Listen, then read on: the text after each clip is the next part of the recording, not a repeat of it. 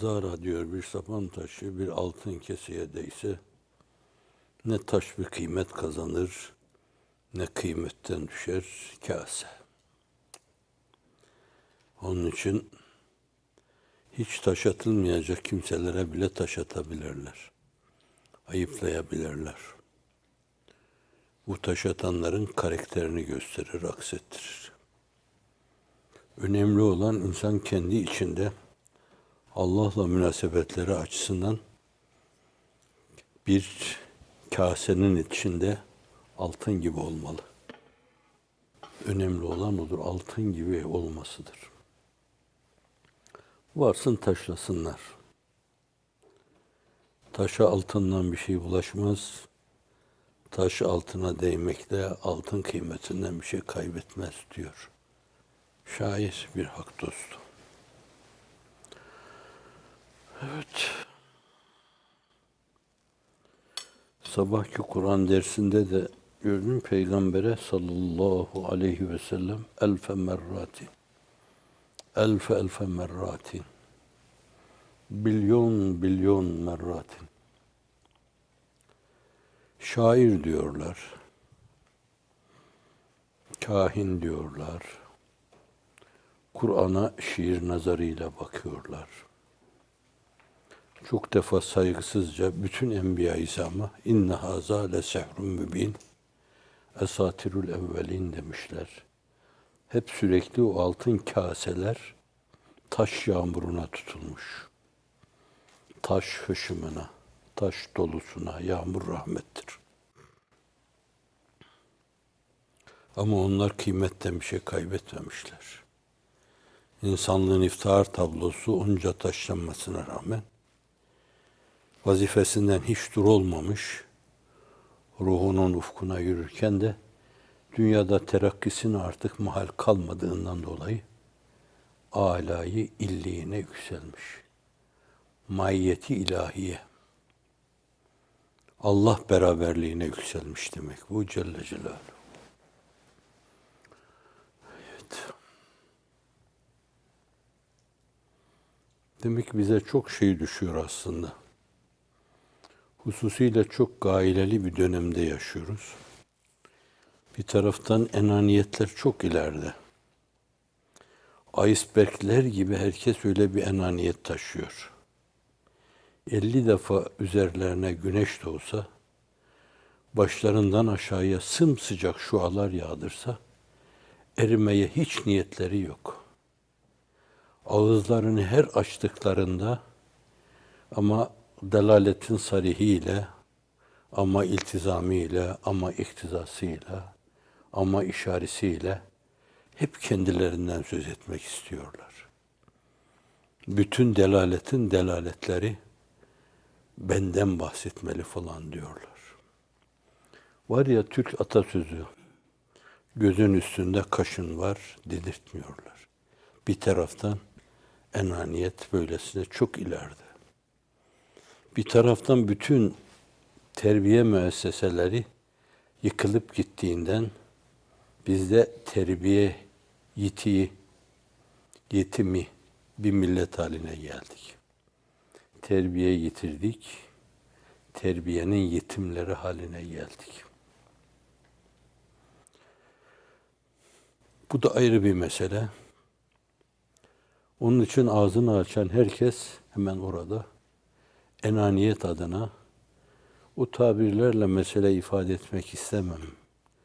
Sizin kulaklarınızı tırmalar diye. Belki o türlü konuşmalara hırlama demek lazım. Ama beni dememiş kabul edin. Ağzını açtığında enaniyeti adına, benliği adına, müzekka olduğuna dair hemen laflar döktürmeye başlarlar. Ağızlarından dökülen şeyler dünyada hiçbir ipe takılmayacak kadar densiz danelerdir. Fakat zavallı onları zebercet, zümrüt, yakut zanneder. Öyle ki sanki ağzından dökülen kelimeler onun nöronlarına, beynine, korteksine semadan yağıyor da o da onları lütfen insanlara ikram ediyor gibi. Ama Her danenin üzerinde belki 99 tane ene yazılı. Ben. Bir şeyi terennüm ederken ben. Yaptığı bir hizmeti anlatırken ben. Gırtlak oyunlarına girerken ben. Eğilirken ben. Kalkarken ben. Allah'a ibadette başkaları mülahazaya alındığı an Allah'la o mevzudaki münasebette kararmalar olur. Kapkara şeyler gider ona. Evliyaullah'ın müşahedesidir. Orada onun karşısında kulluk daimi ise insan kendinden sıyrılmalı. Kendinden sıyrılmalı ki kalbine husuf ve küsuf yaşatmasın. Evet, böyle bir çağda, ifritten bir çağda yaşıyoruz. Müslümanlık zuhur ettiği günden bugüne İslam dünyası böylesine belalı bir dönem görmemiştir. Belalı. Haçlı seferleriyle ezildiğinde de görmemiştir.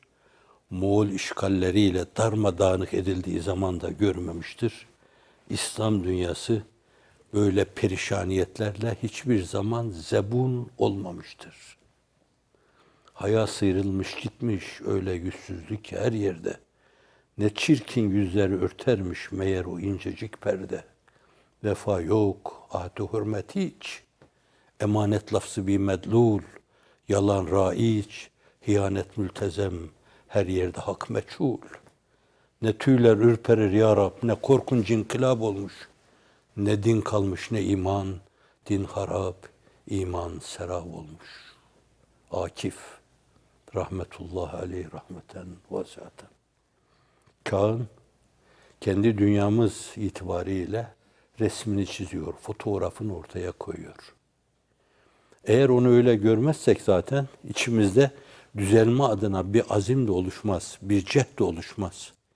İnsan kendini tas tamam görüyorsa, yeterli görüyorsa, müzekka görüyorsa, mükemmeliyet içinde görüyorsa, eksiğini, gediğini görmesi mümkün değil. Böyle bakanlar hiçbir zaman eksik ve gediklerini görmezler. Enbiya-i izamı, evliya-i fikamı, asfiya-i kiramı, mukarrebini izamı göz arpacık yaparak Müslümanla öyle bakmak lazım. Kendi hedefimize öyle bakmak lazım. Enbiya-i izam nasıl davranıyordu? Sahabe-i kiram nasıl hareket ediyordu? Evliya, asfiya, ebrar nasıl davranıyordu? Evet, göz arpacık dedim. Bu mülahazayla yaptığınız şeylere bakmazsanız eksiğinizi, gediğinizi göremeyince de eksiği, gediği telafi etme yoluna giremezsiniz. Tamamiyet istikametinde adım atamazsınız. İslam ekmeliyet ünvanı ile yeryüzüne gelmiş bir sistemler mecmuasıdır. Etemmiyet mülazasıyla yeryüzüne insanlara armağan edilmiş bir sistemler mecmuasıdır. O etemmiyete, o ekmeliyete ki esasen o rıza ve rıdvanla taşlandırılmıştır. وَرَضِيتُ لَكُمُ الْاِسْلَامَ دِينَ diyor ama neye diyor? الْيَوْمَ اَكْمَلْتُ لَكُمْ دِينَكُمْ وَاَتْمَمْتُ عَلَيْكُمْ نِعْمَتِي diyor. Sonra وَرَضِيتُ لَكُمُ الْاِسْلَامَ دِينَ. Öyle bir ekmeliyet, öyle bir etemmiyet esas hedef alınmazsa, onu yakalama gayreti ve cehdi içinde insanlar bulunmazlarsa, hafizan Allah, kendilerini enaniyetin, benliğin, gururun, kibrin, ucubun, fahrın girdabından kurtaramazlar. Kendilerini bir kere de o işe saldı mı, hele bir de böyle alkışlayanları varsa hafizan Allah, yalancı takdirkarları varsa, pöhpöhçüleri varsa, onlar da onu kahrediyorlardır, zavallı farkında değil. Var ya Araplar Kur'an okurken böyle etraflarında Allah Allah Allah Allah diyorlar. Bilmiyorum ki bir Devr-i Risalet Penahi'ye gitseler, insanlığın iftihar tablosu, herhalde Kur'an okurken Cibril bile başını eğiyordu böyle, senin gibi diyemem ben diyordu. Kur'an okurken hiçbir sahabi, Ebu Bekir gibi, Ömer gibi, Osman gibi, Ali gibi, Allah 1000 defa onlardan razı olsun. Hiçbirimiz o meselenin özüne, ruhuna, enginliğine vakıf olamayız. Bir tanesinin onlardan böyle Allah Allah Allah Allah dediği duyulmamıştır. Sanki fon müziği gibi bir şey. O da böyle dedikçe coşuyor. Riyakarlığına riyakarlık katıyor. Hafizan Allah. Benlik, benlik, benlik, gurur, gurur, gurur, enaniyet, enaniyet, enaniyet. İnanın bana, tabirleri bu anlayışta olan insanların yeryüzünde ruhlarının abidesini ikame etmeleri mümkün değildir. Evvela bir teskiye-i nefse ihtiyaçları vardır. Teskiye-i nefs ne demek? Nefisleri adına esas arınmaya ihtiyaçları vardır. Hazreti Pir'in nefsin arınması adına ortaya koyduğu şey de şudur. Diyor ki, dine hizmet ettim diyor, fahirlenme diyor. İnne Allahe le yu'eyyidu hâze'd-din biyedir reculil facir. Allah bazen fıskı fücur içinde olan bir insanla bile bu dini teyit eder diyor. Müzekka olmadığından, yani dabağın deriyi yerden yere vurduğu gibi nefsini yerden yere vurmadığın için müzekka bu demek. Müzekka olmadığından sen kendini o recülü facir bilmelisin. Ölçü bu. Bu kitabın ölçüsü. Bu sünnetin ölçüsü. Bu peygamberane bir bakışın ölçüsü. Ve böyle olmayınca da her şey böyle enaniyet adına döktürülür.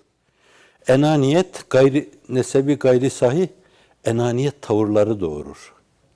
Siz enaniyetle ortaya çıkarsanız, sesiniz, soluğunuz, bağışlayın, özür dilerim, bir kere de o tabir dilimin ucuna kadar geldi, mırıldanma diyecektim, demedim yine.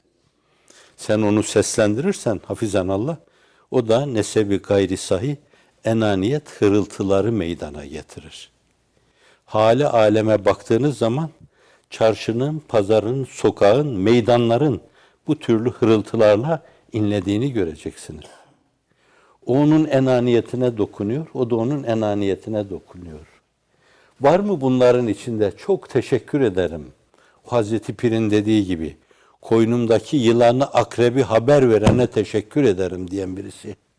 Hakikaten ben bu meseleyi tam düşünememiş, isabetli planlayamamış, iyi bir strateji ortaya koyamamış, o stratejiye göre düşündüğümüz, iyilik adına yapmak istediğimiz şeyleri realize edememiştim. Gözümüzü açan bu insanlara Allah merhamet buyursun. Hiç duydunuz mu böyle bir şey? Bunlar eskiden vardı, 3 asır evvel vardı. 3 asır evvelki Müslümanların virdi zebaniydi. Şimdiki Müslümanlar bunları gömdüler, enaniyetlerini gömecekleri yerde. Üzerine de taş üstüne taş yüklediler. Bir daha da kalkmasın diye ellerinden gelen her şeyi yaptılar. Evet, tezkiyesiz nefsi emmaresi bulunması şartıyla kendini beğenen başkalarını beğenmez.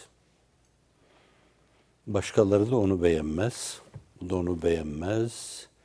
Hali alemdeki hercümerç. Kitab-ül Melahi ve Fiten'de ifade buyurulan hadis-i şeriflerde sallallahu aleyhi ve sellem tarafından işte o tablolar, o resimler böyle birer fasit daire çerçevesi içinde cereyan eder durur. Ve Müslümanlar ruhlarının abidesini ikame edemezler. Keşke yemin edebilsek yani. Gelin Allah aşkına yemin edelim. Hakikaten kusur bildiğimiz şeyleri kitaba ve sünnete göre, Selefi Salihinin cadde-i kübrasında bulunmaya göre kusurlarımızı, mesavilerimizi yüzümüze söyleyen insanlar karşısında çok teşekkür ederiz hakikaten. Bizi memnun ettiniz. Koynumuzdaki akrebi yılanı haber verdiniz.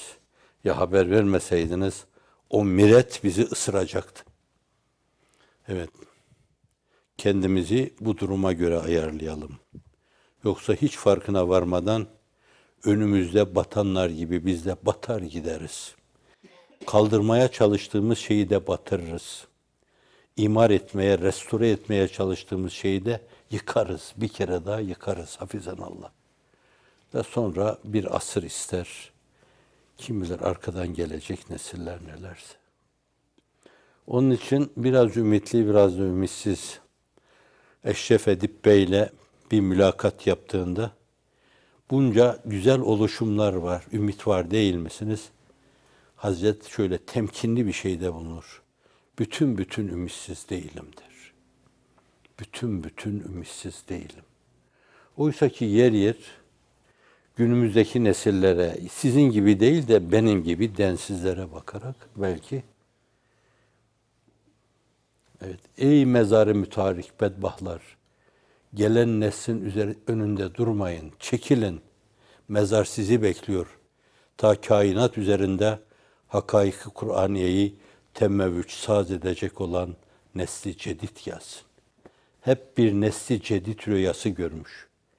Kirlenmemiş, yara almamış, bera almamış, günahlara girmemiş, kendisini sorgulamasını bilen bir nesli cedid gelsin. Sorgulama derken aklım hemen şu anda geldi, ben de onu arz edeyim. Alvar İmam'ı fakirden duymuşsunuzdur. Benden duyduğunuz benim seviyemde bir ifade tarzı olur. O Hazreti Kâmeti bağlasıyla ifade etmez. Çocuktum ben o vefat ettiği an. 16-17 yaşındaydım. Ama o yaşa göre bile o zatın ilham ettiği bazı şeyler vardı ki hala kortekstimde benim bana istikamet burası dedirtecek mahiyettedir. Her birerleri.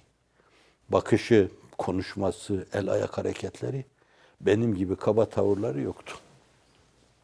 Bu açıdan da onun deyip ettiği şeyleri ben söylerken kendi rengim, kendi desenimle ortaya koyduğumdan o büyük zatın büyüklüğüne karşı saygısızlık yapıyorum. Bakın ne diyor? Ne ilmim var, ne amalim. Evet, 80 yaşındaydı bunları söylerken.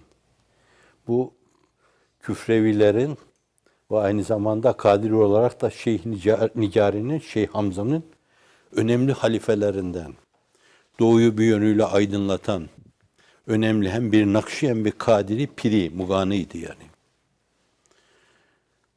O Ermeni taşnakçılarına karşı imam olduğu dönemde silahını sırtlamış, savaşmış Hazreti Piri Mugan gibi. Cihan Harbi olduğu zaman da o iş için hazırlanmış. Sulh Sükun döneminde de o cihad-ı ekber dediğimiz insanların nefisle mücadele ve mücadelede bulunması istikametinde irşatlarıyla onları insanlığa çağırmış. Biz belki işte çok anlayamadığımız dönemde onun o dönemine rastladık. Diyor ki ne ilmim var ne amalim, ne hayru taata kaldım mecalim. Güzel değil mi? Anlaşılıyor. Garik-i isyanım çoktur vebalim. Acep ruzu cezadan ola halim. Büyüğün tavrı budur yani. Bakın hiç farkı yok. Sen kendini o recülü facir bilmelisin müzekka olmadığından. Evet. Ne ilim var ne amal, ne hayru taata mecal, ne hayru taata kaldı mecalim. Garik-i isyan, garik-i isyanım çoktur vebalim. Garik-i isyan, vebali çok, çok vebal. Acep ruzi cezadan ola hal diyor. Niyazi Mısri nasıl der? O da ayrı bir halveti şeyhi çok önemli Osmanlı döneminde. Bir ticaret yapmadım, nakdi ömrüm, ömrü bir nakt gibi, bir para gibi görüyorum. Nakdi ömrüm oldu heba. Yola geldim lakin göçmüş cümle kervan bir haber. Ağlayıp nalan edip düştüm yola tenha garip. Dide giryan, sine piryan, akıl hayran bir haber. Kendini bir haber diyor.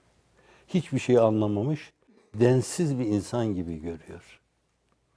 Kendine böyle bakan bir insan zannediyorum, başkaları için problem olmayacağı gibi, başkalarında problemli duygularını tetiklemeyeceği gibi, aynı zamanda da nezd-i üluhiyette âlâ-i illiğini kemalata namzet bir kâmeti bâlâdır. Geçen de bir münasebetle geçtiği gibi, yahu cismaniyet, hayvaniyet, nefis, beşeri garizeler, şehvani duygular, melekler bakacaklar. Bir de âlâ-i illiğini kemalata namzet. Üveyik gibi kanatlarını germiş, daha yok mu yükselme yolları falan diyor. Yahu siz nesiniz? Nasıl aştınız bu bedeniyeti? Nasıl aştınız bu cismaniyeti filan? Aslında Hazreti Pir ona da çağrıda bulunuyor. Madem hakikat budur, hayvaniyetten çık, cismaniyeti bırak, kalp ve ruhun dereceyi hayatına yüksel diyor. Kalbin ve ruhun dereceyi hayatına yükselme. Evet, bu tavsiye ruhunda duymuş, vicdanında duymuş, âlâ-i illiğini kemalata kanat açmış üvekler gibi Yükseldikçe yükseliyor. Hel min mezid diyor. Peygamberler meclisine eriyor. Allah'ın binlerce selat selamı onlara olsun. Mahiyeti ilahiyeyi şöyle böyle duyuyor, hissediyor. Vicdanının derinliklerinde hala durmadan dudaklarından dökülüyor. Daha yok mu? Daha yok mu diyor. Daha yok mu? Gedai'nin şeyi. Ol bade kim isteheman, kalbe doğar nuru cihan, verir hayatı cavidan. Yandıkça yandım bir su ver. Yandıkça yandım bir su ver. Bir kase daha, bir kase daha, bir kase daha. Geleceği imar edecek geleceğin mimarları bu anlayışın, bu felsefenin, bu düşüncenin kahramanlarıdır. Popülistler değil, kendini ifade eden bedbahtlar değil. Bağışlayın, telaffuz etmek caiz olsa densizler de diyeceğim, değil. Bu manada, bu çerçevede kendini aşmış esasen, tezkiye-i nefse muvaffak olmuş, kendini dabbağın deri yerden yere vurduğu gibi, olumsuz her şeyi kendinden bilen, mevsimsiz yağmurlar yağdı, galiba durum itibariyle burada her şey bana baktığından, benim yüzümden mevsimsiz yağdı diyecek kadar gönül insanları. Yağmur yağmadı. Galiba Hazreti Ömer Efendimiz gibi bu ümmetin başında ben bulunduğumdan dolayı yağmıyor. Üst üste şu kazalar oldu, yangınlar oldu. Fitneler başını aldı gitti. Galiba ben konumumun hakkını veremediğimden dolayı oldu bunlar.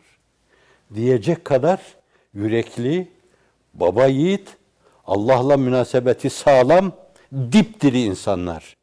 Ölüler başkalarına hayat veremezler. Diri olmak da Allah'la münasebetle mebsuden mütenasiptir. Bunun uydurma Türkçesi doğru orantılı. Evet, meyyit hayat veremez. Ölüden hayat beklenmez. Diri olmak lazım. O dirilmenin adı da bahsu badel mevtür. O işin israfili de peygamberlerdir. Sonra onların hakiki varisleridir. Diri olan insanlar. Gönüllerinde hep dirilik iksiri taşırlar. Dolaştıkları yerlerde hep onu bir yönüyle adeta oksijen gibi, insan oksijen atmaz da karbondioksit atar. Fakat başkalarına oksijen veriyor, canlandırıyor gibi. Hep onu bir yönüyle üflerler. Bu duyguyu vaka ifade ederken diyoruz ki, gönüllerinin ilhamlarını başkalarının sinelerine boşaltırlar. Bunlar diriliş kahramanları. Basu badel mevt kahramanları. İnşallah sizden sonra gelen nesiller hakaik-ı Kur'aniyeyi arz üzerinde temevvüç saz edecek olan o nesil olursunuz. Ve o zatı yürüdüğü o alemde, ruhunun ufkunda hayal edip, yüksek bir ideal, bir gaye hayal halinde hep ruhunda yaşattı. O mefkuresini gerçekleştirmiş mimarlar olarak sevindirirsiniz. Ümit var olunuz. Şu istikbal inkılabı içinde en yüksek ve gür sada İslam'ın sadası olacaktır. O bunu demiş gitmiş ve bunu realize etmeyi size bırakmış. Ümidim var ki semavatu zeminu asyaba hem olur teslim yedi beyza İslam'a. İki şekilde okunuşu var. Ümidim var ki semavatu zeminu asya bahem olur teslim yedi beyza İslam'a. Öyle ümit ediyorum ki arz ve sema İslam'ın o yedi kudretine, nur efşan eline, Seyyidin Hazreti Musa'nın elindeki asa gibi hareket ettiği zaman nurlar neşreden asasına teslim olacaktır diyor. O gayeyi hayalle yaşamış. Gayeyi hayal tabirini Frenklerin ideal dedikleri hususta kullanılıyor. Ziya Gökalp'ın mefkure dediği konuda kullanılıyor. Gayeyi hayal. Onu gerçekleştirenler onu, onun önündekilerini, onun rehberini, rehberlerin rehberini öbür tarafta memnun ve mesrur edecektir. El verir ki sizden sıyrılarak, alemi kesretten sıyrılarak, alemi kesretten ey salik firar eyle yürü, ferdu ahad bargahında karar eyle yürü. Kesretten sıyrıl, vahdete yönel, onu bul, kendinden kurtul. Kendinden kurtulamayanlar kendilerine husuf yaşatırlar. İnşallah o Hazretin ümitlerini sizden sonraki vesile olduğunuz o nesiller, nesli cedid realize ederler. O zatı memnun edersiniz. İnsanlığın iftihar tablosunu memnun edersiniz. Ve tabii her şeyden evvel ve her şeyin ötesinde Allah'ın hoşnutluğunu kazanırsınız. Ben sizden razıyım der. Oraya gittiğinizde de bizzat bunu yüzünüze söyler. Sabah-ı şerifte ifade ediliyordu. Oraya gittiğinizde bizzat yüzünüze söyler. Ben sizden razıyım. Bunun için canlar feda olsun. Dünyevi, cismani zevkler feda olsun. Zindanlar helal olsun. Helal olsun.